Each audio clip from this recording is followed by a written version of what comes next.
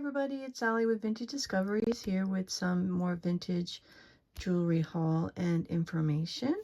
I'm taking a look at this Warman's Jewelry 2nd edition book. It's big. Not going to look through the whole thing today, and also most of it's in black and white. This was an inexpensive book I had gotten from, I believe, Savers at the time, and it was maybe $3.99. Now, like I said, most of it is in black and white, but the best part of this, they do have some color pages, which we'll go through, that they have a lot of good information. Now, they go through some period pieces, nothing specific in groups, really, but a lot of things that I love.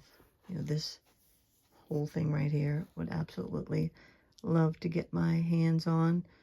The Georgian jewelry, Victorian jewelry, absolutely beautiful. They have prices in here, but honestly, we can't really go by that. It's an older book, so can't really go by that. Sorry for the reflection. Here's some notes that I wrote down. Nothing too, overwhelming in the book. I really like it for the information and the back of the book, which I'm going to go over. I mean, they do have some select, beautiful items, but, not too much that's in color. I'm trying to make this bigger. I'm using the wrong sheet. Like those, absolutely gorgeous. Oh, this is my thingy. Yeah, 1800s jewelry. Yeah, those are priced pretty high, but I believe they're gold, so those are nice. If you're lucky enough to run across some of those.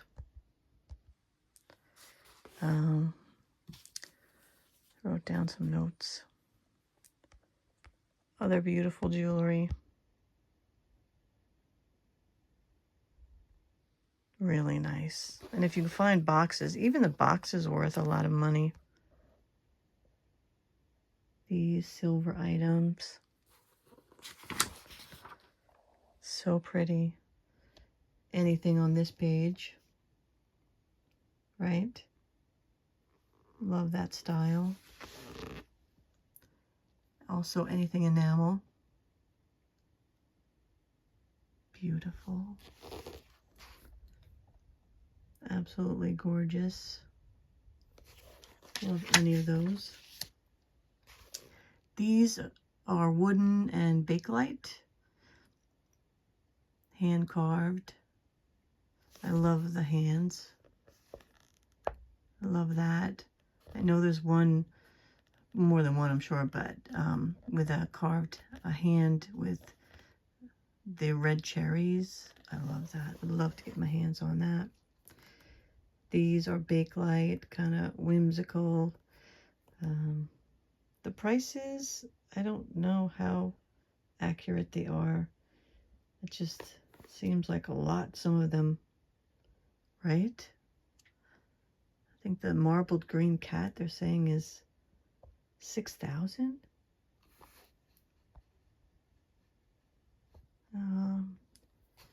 Not sure about that, honestly.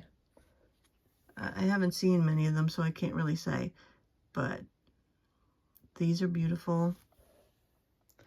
It's interesting because some of them, the ones that are from the 1800s, early 1900s, I mean, you'll see now some of the jewelry, sorry, that's my tripod, that's newer, being emulated, trying to look like the older stuff, which is fine, as long as they don't try to pass themselves off as newer, right? This bracelet here is gold and aquamarine stone in the middle. Oh, absolutely love that.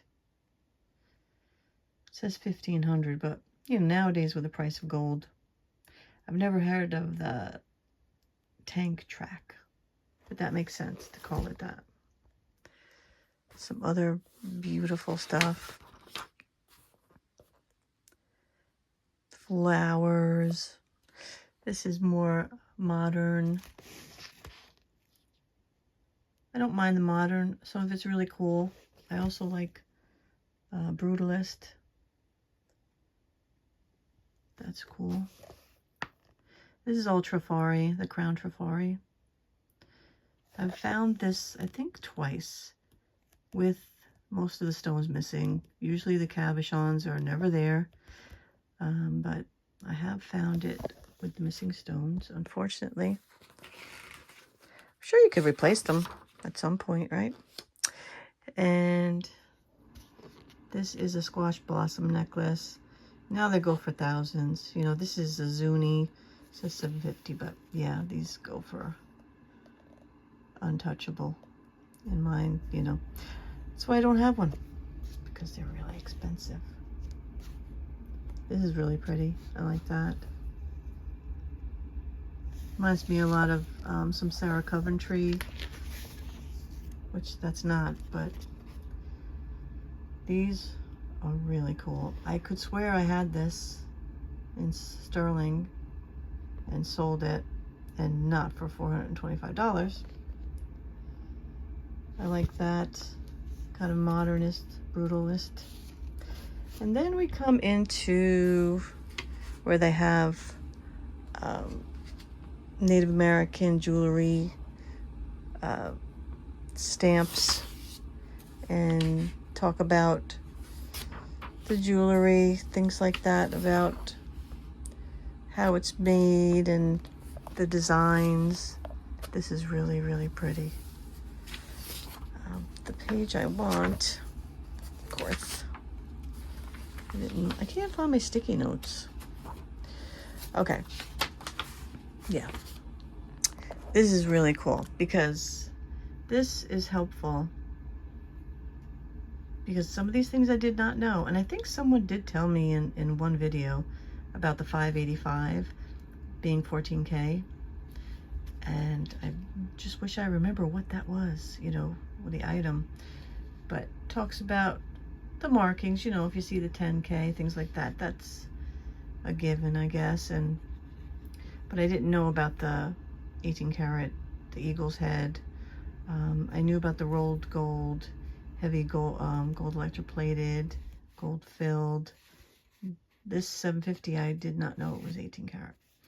All I want to do is find something with a dog head, please. Platinum. Very cool.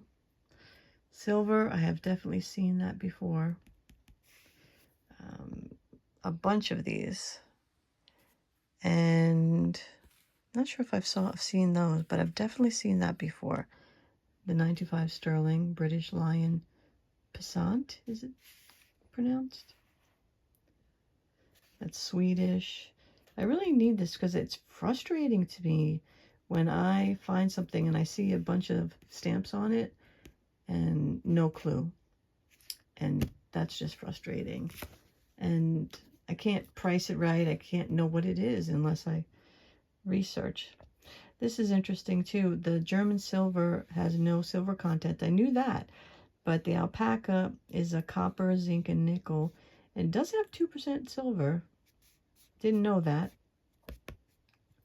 from the alpaca, but you can't pass it off as silver. You know, sterling.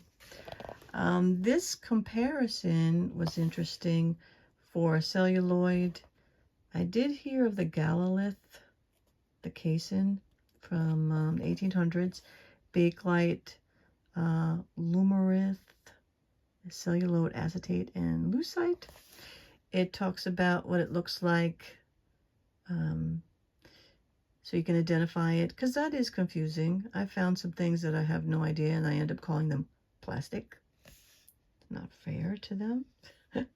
What the touch is, the sound. This made me laugh. Click, clack, clunk, click. You know, I've never hit a coconut shell with a drumstick, so I'm not sure what that sounds like. The smell, the camphor. This celluloid smells like camphor, finique. I guess that's like a mentholy kind of smell. Wet wool. Ooh, not sure if I've ever found any of that. We know about the Bakelite, that it's made with formaldehyde and phenol. So you will smell that formaldehyde, which I've never smelled before, but now I'm used to the smell because I've tested the Bakelite. But as far as the sound goes, not 100% sure. I'd have to test that. The Lumarinth has a sour smell, like vinegary, and the lucite can have no smell or could be fruity or floral. So, but I have some Bakelite here. Maybe we can just listen to it for the heck of it. Now this is clear lucite. It does come in these kind of clear colors. You can also tell true lucite. Sorry, I meant most true of the time, Bakelite. If there's no mold mark, because they didn't mold it. So there's no mold mark in here. Like for instance, this you could see the mold line. This is not Bakelite, and this kind of a high-pitched kind of ting, right? And this is more, I mean, they're larger, I get that, but it is kind of a weirder sound. These are Bakelite also. It's got that lighter sound, but they're also smaller. These are also Bakelite. Kind of a clunk. These are clunky. This color is called the creamed spinach, I believe. And this is it egg yolk or butterscotch? So that's the way you can tell with those. Just a little side note that they developed the Bakelite in 1909, and they used it for, commercial purposes, for industrial. And then they said, hey, we make jewelry out of this. So they did. And it was Leo Bakelite, I believe, that invented it. So, yeah, this was where we were. There's a lot of good things in here. I just wish it was in color. So that was the chart for the plastics. This has a whole bunch of American manufacturer marks. I could swear I saw that before. So this is super helpful too. Some of these I would really love to find. And they give the wording, so I guess whatever is marked is just the words on it, which is really helpful. When they just mark it with their name. This is 20th century American costume jewelry manufacturers.